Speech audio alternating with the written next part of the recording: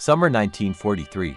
After the disaster at Stalingrad, Germany desperately needed a major, victorious offensive to regain the strategic initiative. And on the map of the Eastern Front, the gigantic Kursk bulge-an arc cutting 150 kilometers into German positions was a natural fit. Hitler and his generals conceived the ambitious Citadel plan. With two devastating strikes from the north and south, they would cut off, encircle, and destroy up to a third of all Soviet forces here. It was supposed to be a triumphant return to blitzkrieg tactics, but there was one problem. The Soviet command knew practically everything about this plan. This would not be a surprise battle. It would be a carefully prepared, gigantic trap disguised as a defensive line. Welcome to the Kursk Bulge, the battle where intelligence and steel clashed in the most epic tank confrontation of all time. In the spring of 1943, an ominous lull settled on the front. Both sides were preparing for the main attack. The Germans were stockpiling their new Panzerwaffe, monstrous Tiger tanks with impenetrable frontal armor and high-speed Panthers, designed to outperform the T-34. They hoped for a qualitative advantage, but the Soviet command Zhukov, Vasilevsky, Rokossovsky betted on numbers, depth, and engineering genius. They created a defense unprecedented in history.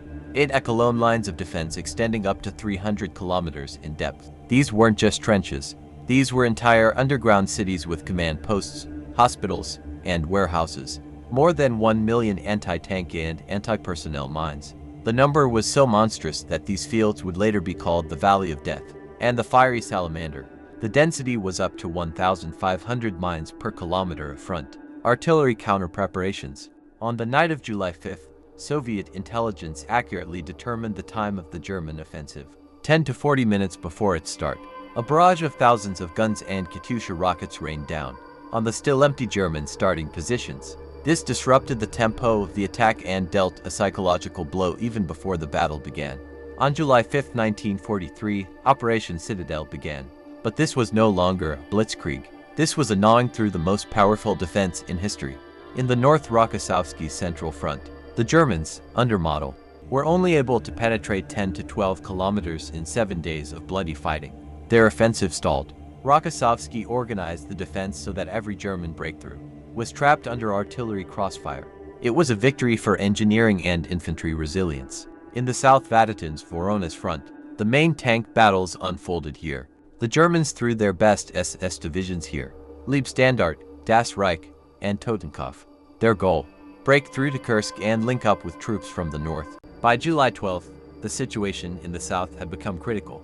To stop the breakthrough of the elite SS tank divisions, the Soviet command launched a counterattack with its main reserve, Rotmistrov's 5th Guards Tank Army.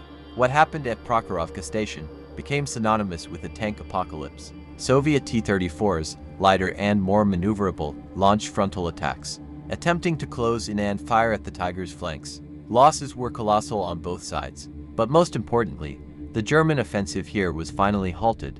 The SS divisions, exhausted, were forced to go on the defensive. It was a psychological turning point. July 12th isn't just about Prokhorovka. On that same day, a powerful Soviet counteroffensive began in the northern arc, near Oral Operation Kutuzov, and a few days later, in the south, near Belgorod Operation Polkovodets-Rumyantsev. The Wehrmacht, having exhausted its striking power at Citadel, couldn't hold out. So why is the Battle of Kursk so important? This was the Wehrmacht's final strategic offensive on the Eastern Front. After Kursk, the Germans were in retreat. This was a triumph of intelligence and strategic defense. The Soviet Union won the battle before the first shot was fired, thanks to knowledge of the enemy's plans and titanic preparation. This is a symbol of the technological race.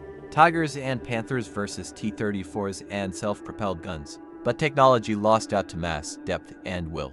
The Kursk Bulge wasn't the bloodiest battle, but it was decisive. It broke the back of German tank power and opened the road to Berlin. It was the end of the German dream of victory and the beginning of the end of the Third Reich. The entire philosophy of blitzkrieg, quality over quantity, maneuver over position, initiative over reaction, collapsed here. The Germans brought their best, most advanced tanks to Kursk. The Tigers and Panthers were truly terrifying weapons. A single Tiger in an open field could destroy a dozen T-34s. But the war ceased to be a duel in the open. It became a war of attrition, a war of economies and national resilience. And here the USSR proved invincible. While German factories spent months churning out hundreds of Panthers, Soviet factories in the rear beyond the Urals, were churning out thousands of T-34s. While the German soldier hoped for a technical miracle, the Soviet soldier dug. He dug trenches, communication passages, and minefields, and this, paradoxically, became the most effective anti-tank weapon of the war. Therefore, the Battle of Kursk is not just about tanks at Prokhorovka.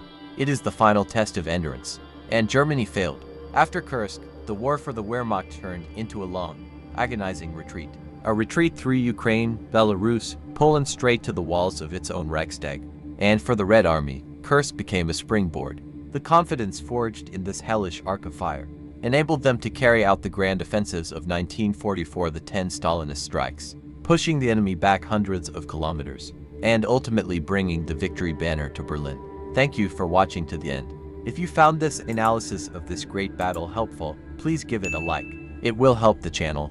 Subscribe so you don't miss new videos coming up, our analyses of Operation Bagration, the assault on Berlin, and much more. This was the Iron Front. Until next time, in history.